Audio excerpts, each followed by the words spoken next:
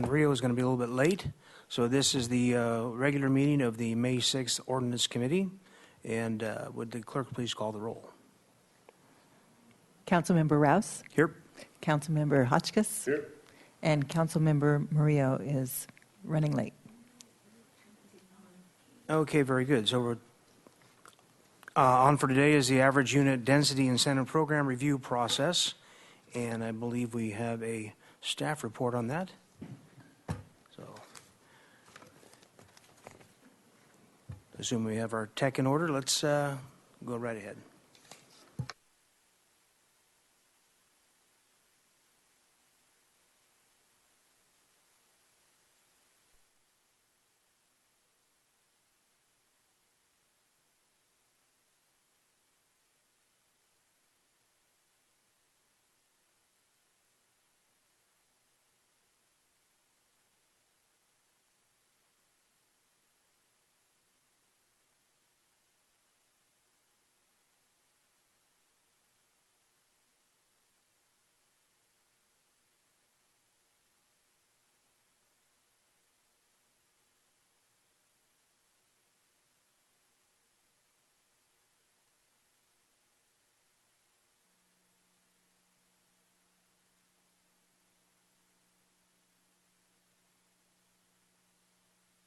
Okay, thank you. Good afternoon, Ordinance Committee members.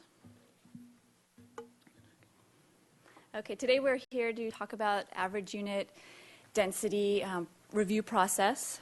And as you know, the AUD is the average unit size density ordinance that was adopted by the City Council in July 2013 in order to implement general plan policies related to the location of residential development and also to encourage the construction of smaller units at higher densities. In September 2013, direction was given that the Planning Commission should be more involved in the review process for significant rental projects that were using AUD ordinance. Which brings us to the purpose of today's meeting, which is to determine the parameters for when Planning Commission review of a project would be required under the AUD review process. At the conclusion of today's meeting, we hope to have a recommendation to the City Council on an appropriate numerical threshold for when projects would be required to have Planning Commission review. As some quick background, there have been several meetings that were held to discuss the process for review of AUD projects. Most recently, the City Council held a discussion of it on March 4th, at which time they referred it to the Ordinance Committee.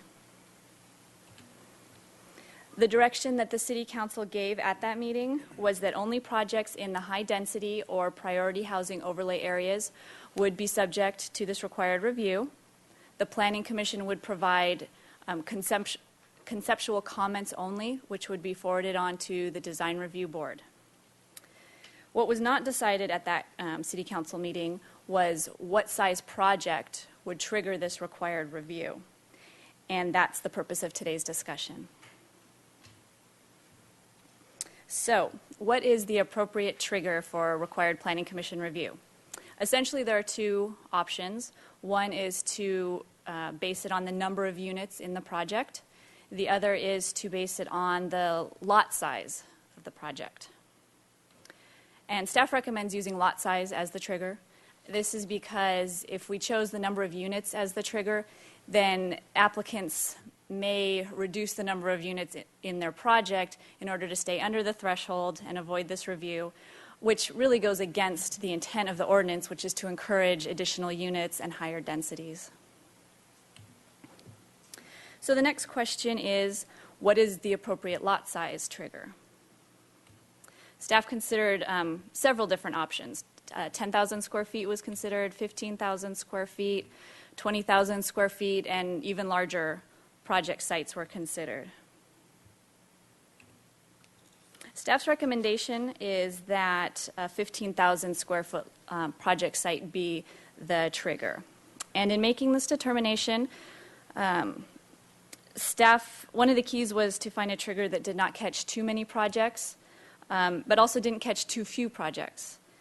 So in this regard, we did some research on all the lots in the high density and overlay areas, and we found that approximately 50% of the lots were less than 15,000 square feet, and approximately 50% were greater than 15,000 square feet. We also wanted a trigger that was not so low that the high-density projects had a more onerous review process than projects in the medium-high density areas. And so the larger lot size you have, that makes that less likely. So for example, on a 15,000 square foot lot in the high-density area, an AUD project must contain at least 9 dwelling units, and then it could go up to 21 units as a maximum under the priority housing overlay designation. We also wanted a trigger that would catch sites that were large enough for Planning Commission input to be useful. So sites where there was enough room to adjust the site plan or to discuss density, things like that. So staff has developed some charts and tables to help the Ordinance Committee consider this question of an appropriate trigger. They did help inform staff's recommendation as well. And just briefly, as you can see on this pie chart, on this side, the right-hand side, are lots less than 15,000 square feet. I'm sorry, and on the left side are lots greater than 15,000 square feet. So as I said, it's approximately 50%. And we've got a total of 342 parcels in the city that have the priority housing overlay on them, and a total of 281 lots in the high density designation. We also looked at opportunity sites, and as you may recall, the housing element includes a discussion of opportunity sites in the city. These were commercially zoned lots where residential uses are allowed that were either vacant or identified as being underdeveloped. And so similarly on these opportunity sites, approximately 50% of the lots are less than 15,000 square feet, and just under 50%, I think it's 46%, are greater than 15,000 square feet. So it just gives you some information on the lot sizes within the city. And here we have a graph that shows how many units could be constructed within each density range, and this goes from a 5,000 square foot lot up to a 30,000 square foot lot. And as you can see, at 15,000 square feet, the red indicates the high density areas, which means that 9 to 12 units could be constructed. In the priority overlay, 12 to 21 units could be constructed on a 15,000 square foot lot. So it just shows the range of what units the number of units we're talking about within each lot size.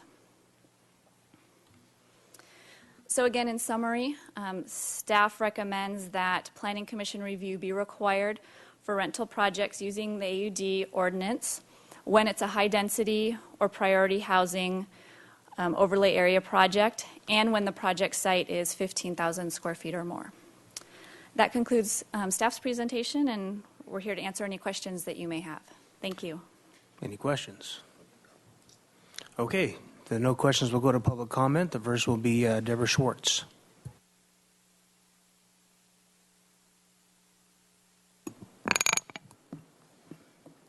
Good afternoon, Chair Rouse and Committee Member Hotchkiss, and now Committee Member Murillo as well. It's a pleasure to be here before you today. I very selectively come before either the council subcommittees or the council itself, but I feel that on such an important policy matter as housing, specifically a unique housing test that the council approved and that we all are hoping bears fruit in the way of incenting the kind of rental development we want, I felt that important to share some thoughts and some suggestions with you today. First, on the document that staff has provided you, which is entitled Average Unit Density Cases, and this is a list of the 10 current projects that either have just completed or are making their way through the city process. Of these 10, one is currently applied to the 8-year 250-unit test. I just want to call that out. In summary regarding this, I think this is a critical document, and the Planning Commission has been asking for this kind of matrix to be kept current and provided on a rolling basis as new projects come forward that are benefiting from the AUD parameters, and that this be provided to the council and Planning Commission on a rolling basis so that we can all track where we are, not only overall with projects that are taking advantage of the AUD parameters, but also the specific projects that are falling within the 8-year, 250-unit test. So that's one of the documents in your packet today. Now, going to the staff report, I really appreciate that staff has called out, I think, a total of 5 times in the staff report that we're talking about rental housing. I think there may have been some confusion in the near past, whether we're talking for sale or rental, specifically under the average unit density incentive program ordinance. It's rentals only. If I go to page 2 of the staff report, the last paragraph starts, staff also recommends. There's a reference to comments from the Planning Commission. The word comments, I think, is important for me to call out, and I'm going to touch on that when we get to the matrix, which I will in just a moment, the flow chart that staff has provided you as an example of how these projects might flow through the city, possibly to Planning Commission. And I call out the word comments because, as the Planning Commission has discussed before, comments that are not directional, that don't carry a weight of direction and strong recommendation, we have felt would not be beneficial to the review boards. So I'm just going to caution and perhaps respectfully suggest that maybe a different descriptor than comments be used going forward, and I think staff has done that in the flow chart. We'll get to that in a moment. Also in that same paragraph, this is still within the first sentence, there's a phrase here that I wanted to tell you that I'm going to talk about in a moment. A process so that a coordinated staff Excuse me, review. Commissioner Schwartz, Yes. I have let you go over the preset time, so I don't know if you've, maybe not 30 seconds, do you think, or? Sure. Let me jump to the flow chart, and I'm going to Please. call out 4 specific areas very quickly. This is the flow chart that says all others. Draft average unit size density program process, all others, not condominiums. First, in the 4th box down, staff involvement, I'm going to suggest that the phrase, if considered necessary by staff, be reconsidered by your committee, and that actually a requirement of a formal written analysis by staff is critical and be required on all these projects. Secondly, second conceptual design review, I'm going to suggest that the review board in question formulate a consensus recommendation, just as the PC will need to if a project flows to PC. Thirdly, under applicant's request for PC review, we're going to recommend that a very nominal fee be charged to the applicant in order to incent them, should they so desire, to come to Planning Commission, that it not be an obstacle. And lastly, Planning Commission has asked for some time that the council take up a discussion of a definition of success for this test. Where will we be and how will we evaluate in 8 years or 250 units whether or not our housing test has been successful, and then what an appropriate action is at that time? And we have not defined that. So I would recommend, if not today, that your committee or the full council take that up. Thank you very much. Commissioner Schwartz, I have a question. As today, are you speaking on your own behalf or on behalf of some of the committee members or the committee? This is as a result of 2 full council, Planning Commission hearings in December. Okay. A separate meeting that I held with John Ledbetter and Irma Unsueta earlier this year, and other discussions that staff has had with the full Planning Commission at a lunch meeting, and then the outcome of seeing this package for you today. I wonder if I could entice you to maybe send us a memo with these notes and recommendations. That would be fine. And again, Planning Commission certainly wants to facilitate a progression, not a regression, regarding all of this work. So we're anxious to see the council move forward with a process that incents the policy as it was intended and also helps streamline the process for applicants, which is a part of supporting the policy. And Mr. Hotchkiss has a question. Mr. Hotchkiss. As I understand at least part of your comments, that whatever the Planning Commission recommends is not a suggestion, but a stronger than that, a mandate. What would be the right word? You mentioned comments, so it's not the right word. Right. Well, if I go to the flow chart the staff has prepared, entitled All Others, Not Condominiums, There is this term consensus recommendation, and all I would say there is, because it's not a vote, it's a consensus recommendation, but it has to, we have discussed the importance of it being directional to the review boards. It's not simply a range of comments, which we don't think would be helpful or beneficial either to the applicant or the review boards. So if the council is comfortable with this term consensus recommendation, I would just bring back for Planning Commission support that it be clearly directional back to the review boards. So if I'm on a review board and I get this, whatever it is, from you all back, how do I take that? It's like, well, take it or leave it, or do I have to abide by it, or what? I'm just trying Well, to... I'm guessing both the city attorney and staff might have some, and Mr. Vincent as well, working with the Planning Commission, would have an opinion about that. But the way we've all discussed it is that they would just be strong directional comments, and we would hope that they would take them under advisement, but there's no obligation, as I understand. And again, perhaps either Mr. Vincent or Mr. Kalan would like to comment on that Okay, aspect. before they do, what was the one instance where it goes towards the 8-year 250 unit? That's on your page 2 of your case matrix, and this is in the Upper State Street area specifically. Which one? 3885, this is yeah. on page 2, 3885 State Street, 89 units. Got it, thank you. And lastly, I think that if staff could call out, sort of highlight on this matrix as it continues to be updated and provided to Council and Planning Commission, those specific projects that are falling under the 8-year 250 test, that would help us all track where we are in reaching that 250 units. Okay. So I think we're going to get there before 8 years, as I'm sure Okay. you do. Mr. Vincent, did you have a comment you wanted to make? Mr. Chair, members of the committee, staff and myself in presenting this item today, we haven't selected a particular format for the Planning Commission comments. We're putting the cart before the horse, is it? Well, no, I think that this is an appropriate place to have that conversation.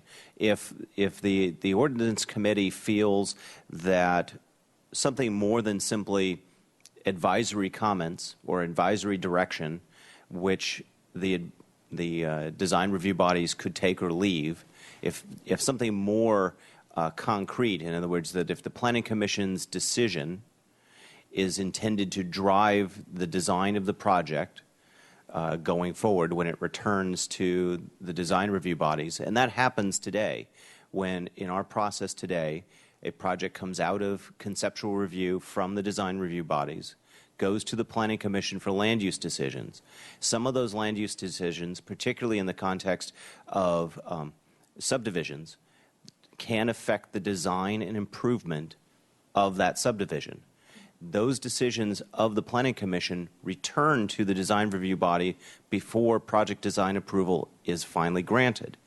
And those decisions of the land use decisions of the Planning Commission carry through, and the design review bodies are required to honor those land use decisions of the Planning Commission.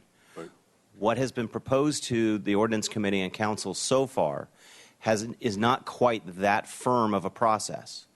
What we've been proposing to the City Council and what has been presented to the Ordinance Committee today is a process where there's a check-in with the Planning Commission. The Planning Commission does what it does, which is typically looks beyond the scope of the property itself, looks at that project's context, and would give direction back to the design review body as to how the project can continue through the process in that greater context. But what we have not proposed yet, or have not proposed, but we were recommending a comment process as opposed to what I described as more of a directional and mandatory process that occurs in the case of subdivisions. Thank you very much. Next speaker is Paul Zink. And you have 2 minutes, which I wasn't very tough on last time, but that's thank what you. our intention is. I have 4 points to make, and perhaps I might rattle off. Paul Zink, council members. First of all, I'm speaking as an individual who is on the ABR. This is my 7th, 8th year, something like that. What we appreciate is the staff report, or what I appreciate is when we have these large projects come through, we at ABR see this project for 20 minutes. We unroll the drawings. That's the first time we see it. We're listening to an applicant. We're listening to the public. And we're trying to review the drawings all simultaneously and to give our feedback.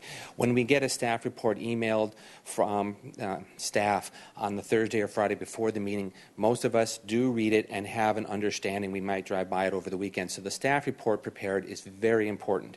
We don't always agree with it, but then in our discussion, we say staff report told us to look at this, this, and this, and we found that these are valid, and this one we don't see as a concern in this application.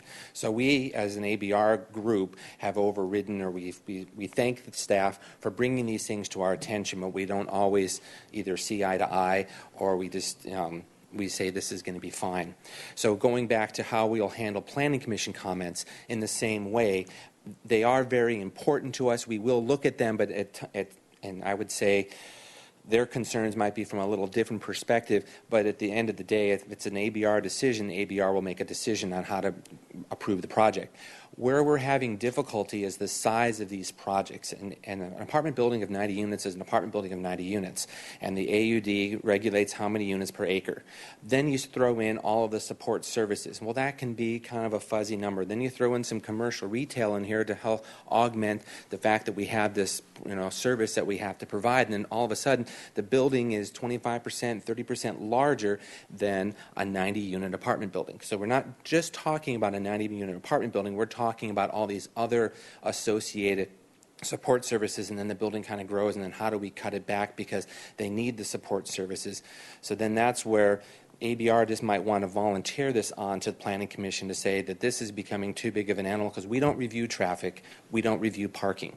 The ordinance says provide 17 spaces, you provide 17, we say you're fine, we move on. We always like to encourage more because the neighbors are always asking for more, but really that's not our role. Our role is to shape the form.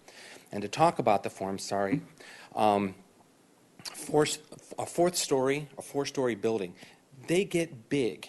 And we try to sandwich the units together floor to floor as much as we can. If there's no other large buildings around it, that building's going to look really out of place until other ones get built up next to it. Eventually, all the buildings in that area will be of the same kind of scale and density, and it'll look fine. But the first couple that come up, one's over here and one's over here, and it's just like, oh my gosh, what's going on? How did you let that through? And say, well, the zoning allows 45 feet, and this was only at 42. What's the problem?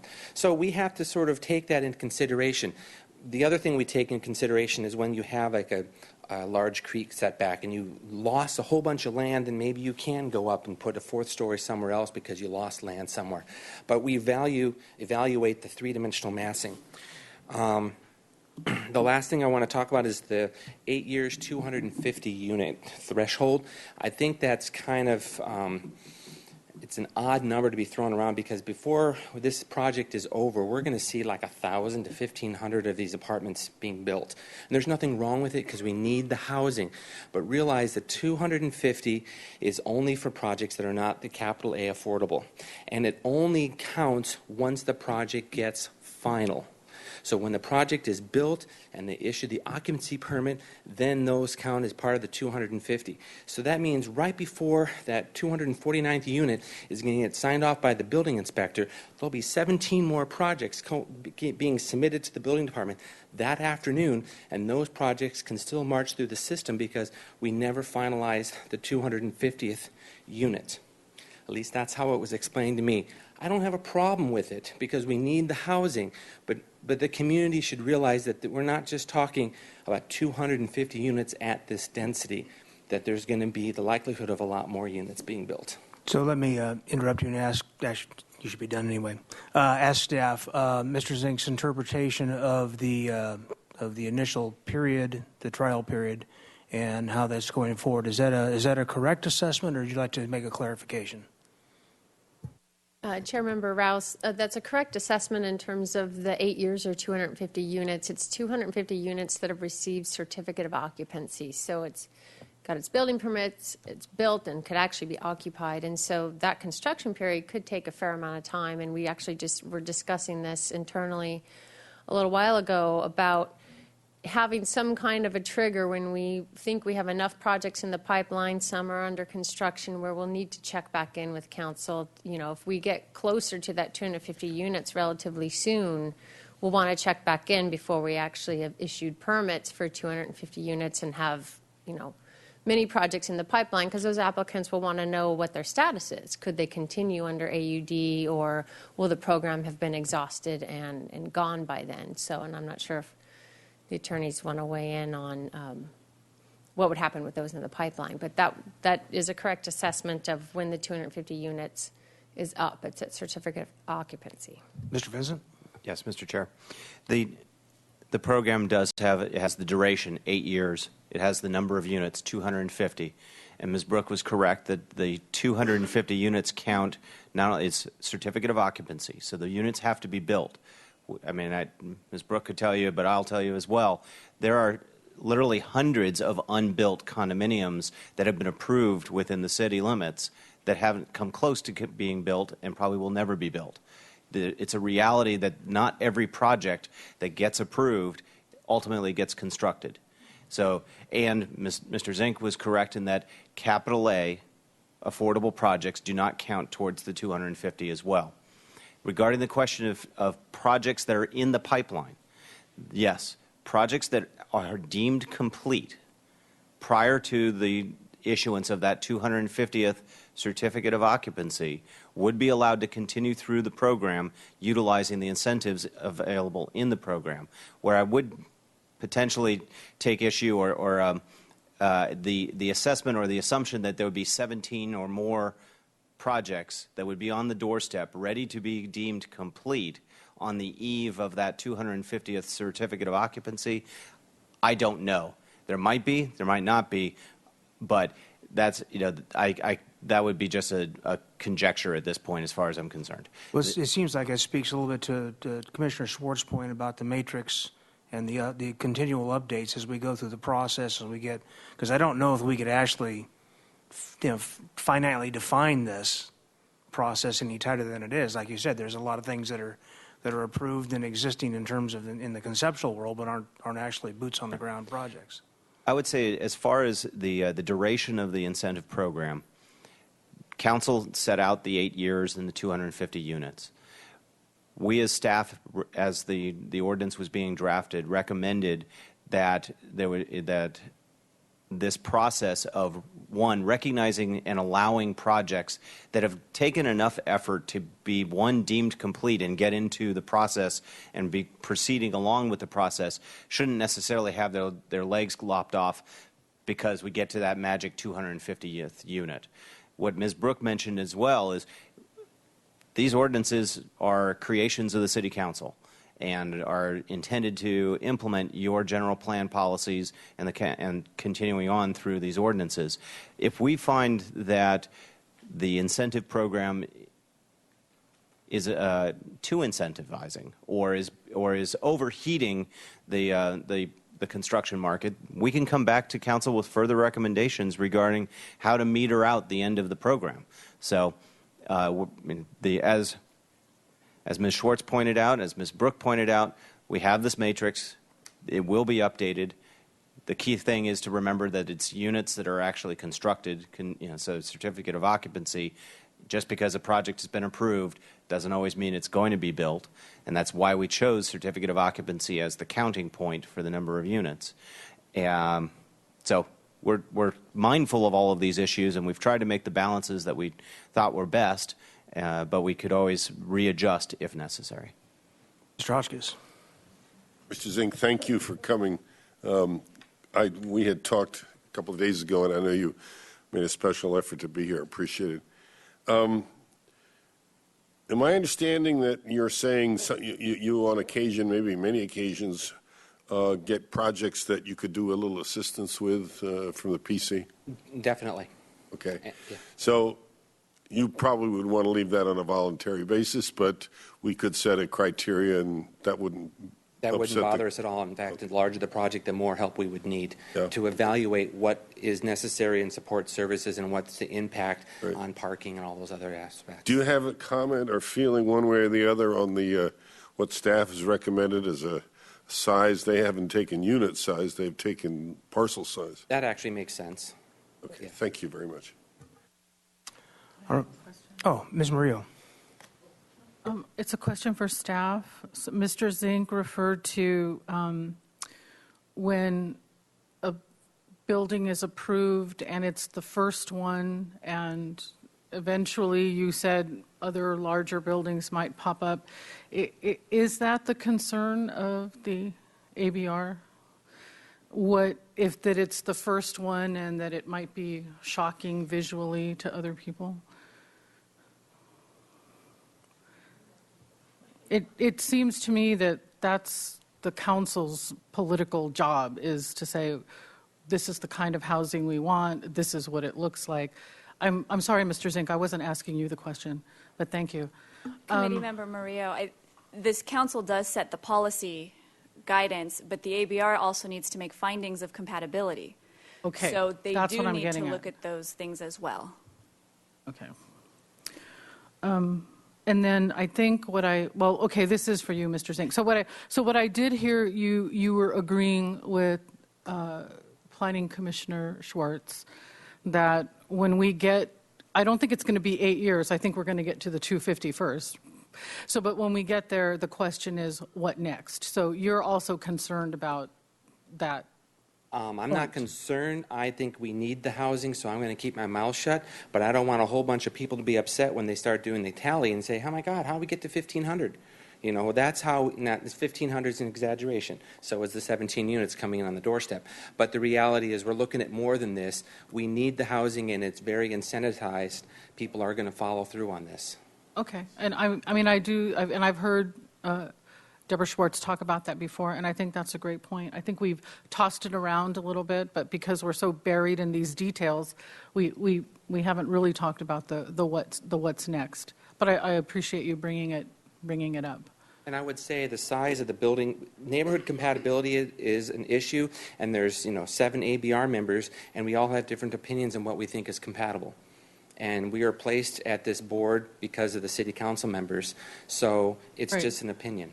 But if you look at the Salsa Puedes project, is it Casa de Rosas? Is that what they're calling it now? Haley and Salsa Puedes?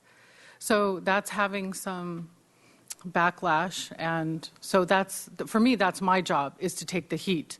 That it's housing we need.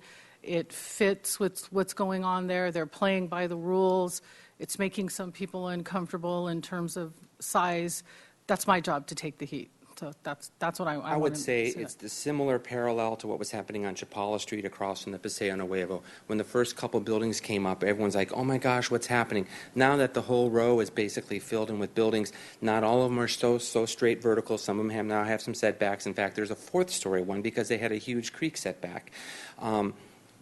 That's where I was getting into. Once other ones are built, it begins to feel like a neighborhood. But the 1 or 2 that come up they feel out of place. I think we're learning as we go along. I hope we are. Yeah. Yeah, those tall buildings on Chapala really taught us some lessons. Thank you. Is it time for comment? No, we still have more speakers. Oh, more speakers. Okay, thank you. Next speaker is Trevor Martinson. Excuse me. Mr. Martinson, 2 minutes, please. Well, good afternoon to you, and I'm glad that you mentioned Salsa Puedes, because this is where I have to agree with all of the speakers. We need to send these larger projects to the Plan Commission. This is why we have an appeal that is going to be coming before the council once again, because it wasn't sent to PC. You still have that option. This is what's sort of interesting regarding the appeal, is that you can set a date for the appeal, or you can send it to Planning Commission for review. And the 2 issues that keep coming back is that we have a land use issue regarding the fire access road and a reciprocal driveway easement. It has not been resolved, and until it gets resolved, that project is not complete in its design. It may have to be scaled back. The other issue that we had, and this is where the Haley stakeholders really don't like, is that the mountain views have been blocked by this project. There are suggestions how it could be done, but this is not where the ABR needs to get in. It's where the PC needs to get in, because they can take care of those issues and the project context. So thank you very much for allowing me to comment. Thank you. The final speaker will be John Kuykendall.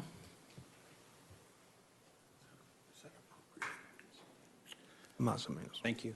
I just had a couple comments on the proposed review process. I work with DUDAC as a land use consultant and recently worked on the Mirasol project, which is the Upper State Street AUD project. And just we appreciate what staff is trying to do in addressing some of the city council members' concerns and planning commission in coming up with a threshold. But we feel there are mechanisms currently in place that provide the ability to go for planning commission concept review should it be warranted through an analysis. What previously happened, I think, on 2 of those previous projects that got appealed is they didn't benefit from a thorough, what they call an LDT analysis or a project compatibility analysis. So some of those issues that may have been vetted through that review probably would have elevated it to that it needs to go to planning commission on concept review, because the ABR, the HLC, they all have that ability to refer controversial projects. So with the Upper State Street one, we were able to make sure that we fit within the box. There was no modifications. There were no requests for anything outside that was currently permitted by the zoning and the land use and the AUD program. So we basically fit within the box, and there was no real issues. We actually did do the LDT analysis and thoroughly evaluated it to make sure it was consistent, and it ended up that we did not go to PC. There was no need. So because if you do go, you have to have an issue. What is the issue you're going for? You shouldn't just go because you're an AUD project. Is there an issue that you need their feedback on? So we feel there's a mechanism in place. There's really no need to change it right now. I mean, we do have those checks and balances with the 250 cap and all of that, but if there is an issue, a large project, a 4-story, or something that needs that planning commission review, there already is a mechanism in place that we don't need to refer all projects, or 51% of them, to the planning commission. All right, thank you. Question by Mr. Hotchkiss. If this went forward as recommended by staff at the 1,500 square foot level, 15,000, sorry, square foot level, would that affect your project? Yes. This one was 1.5 acres, but it was also a high priority housing overlay, which usually would generate more issues technically. And again, with the LDT or PRT review, you would vet those issues, and if anything seemed to need additional review that the ABR or HLC would need some support on how to address it, it gets referred. There's a mechanism in place. Yeah, Ms. Brooke, though, wouldn't this pass because that would be changing the rules after the fact here? Right, Councilmember Hotchkiss, I think his question was, would it affect your project Oh, no, going we're forward? Yeah, okay, I wanted to be sure that. It would not. We're done. But That was just an example. A comparable, another project Right. that came down the pipeline would be affected, is what we're Exactly. saying. Yes. Thank you. Okay, thanks very much. It's to the committee. Comments? Ms. Murillo? So the staff, please, the project that we were just referring to, Mirasol, the time period has passed for someone to file an appeal on its approval. Is that right? That's correct. Okay. Thank you, Mr. Chair, and thank you, everyone, for coming out. I apologize for being late. I had an eye appointment that ran over, and I couldn't leave the doctor's appointment. I had to stay there. So I had to watch the March 4th City Council discussion on this because so much time had passed, and I'm like, what did we talk about, and what were we arm wrestling with? And I'm still of the mind that I was at that. With all due respect, the frame of mind I was at that meeting, and that's that I like what we have going now, because it does allow for projects to be forwarded to the Planning Commission. Do I have that right? I do. Okay. If need be, and then Mirasol stands out for me as an example of how it worked right, if done right. I wanted to be respectful because I'm a member of the Ordinance Committee, and I didn't want to sit here and say, no, I'm not going to consider the new threshold. So I'm happy to, I think whatever, actually, I haven't heard your comments yet. I don't know, maybe you're not going to go for them, but I'm probably not going to vote because I want to stick to my position from last time. But I'm glad that, and I thank staff for working through this new. You're throwing up something for us to consider and for the council to consider. So I just wanted to be respectful of that. But again, I like what we already have in place. Thank you. Mr. Hotchkiss? I think this came about because people were shocked at the Arlington project having not gotten the benefit of the expertise of the Planning Commission. And Bendy White expressed it well at the council meeting, saying that, these bigger and as projects get bigger and bigger and have more and more impact on the city, HLC and ABR are well equipped to do what they're asked to do, but they're not supposed to be junior planning commissions, nor should they be expected to be that way, even with good staff training. And my impression from the community at large is they really want to have these things carefully looked at because they can be overwhelming and have not the proper examination that they've had, or at least the examination they've had in the past. So unlike Ms. Murillo, I think it would be good if the Planning Commission was included in the process at a level. I don't have a criteria to say, although Mr. White argued for 10,000 square feet or a number of units, the staff says 15. I don't have a criteria to argue one way or the other strongly, so I would be willing to go with the staff recommendation at 15,000 square feet, but I do think it ought to be mandatory that it would get comments from the Planning Commission on those sizes. Well, as far as I'm concerned, I believe that this was born out of being responsive to the community. As Mr. Hotchkiss pointed out, some people were alarmed at the speed and the number of units that came forward. And yes, we are trying to incentivize affordable housing through density.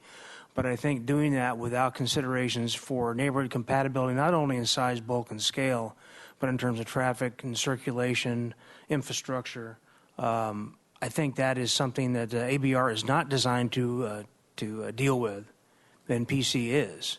And that's why, yes, it does fly in the face of building out as many units as fast as possible. But the other side of the coin is, I think that we could do some damage to the community. And I think right now, our credibility with the community, because I think a lot of constituents I've spoken with feel like these projects are going to spring up everywhere. And as I think it was Mr. Zink was pointing out, the Chapala projects all look good on paper, and then when they're built, they went, "Oh my God, who approved that?" And so we don't want to go there. I personally have issues with how we determine traffic and parking impacts for some of these projects, even though there's formula and whatnot that have been approved, and I understand that. But I think in boots on the ground, real-time living circumstances, sometimes it doesn't work out that way, and there are more cars involved. There are impacts to surrounding neighborhoods that all of a sudden are having to develop their own parking permit systems based on what we've done. So I think I think staff has come a long way, and I do appreciate the staff report, the suggestions, and the matrix that we have in front of us. My consideration at this point in time would be about the language and the staff involvement, and what triggers it and what does it really mean. I'm still a little bit squishy on that. I know it's probably intentionally squishy, and I don't know how my colleagues feel about that, but I would be prepared to forward the staff recommendation as is with the 15,000 square foot trigger and with the recommendations for consideration, knowing that this will be a full and robust discussion once we get to full council. Colleagues? Frank? Well, I would make that motion and hope that I get a second, knowing, as you say full well, since we've got at least one past planning commissioner on the council, there's going to be a lot of strong talk, and I look forward to it, frankly. I will second the motion. Discussion? Well, I don't. I agree that we should forward a recommendation. I don't like this recommendation, so I'm gonna vote no. Okay, we have a motion on the floor. It's been moved and seconded. All in favor? Aye. Aye. Opposed? Opposed. Okay, it passes 2-1. And that's the business of the day. Thank you very much.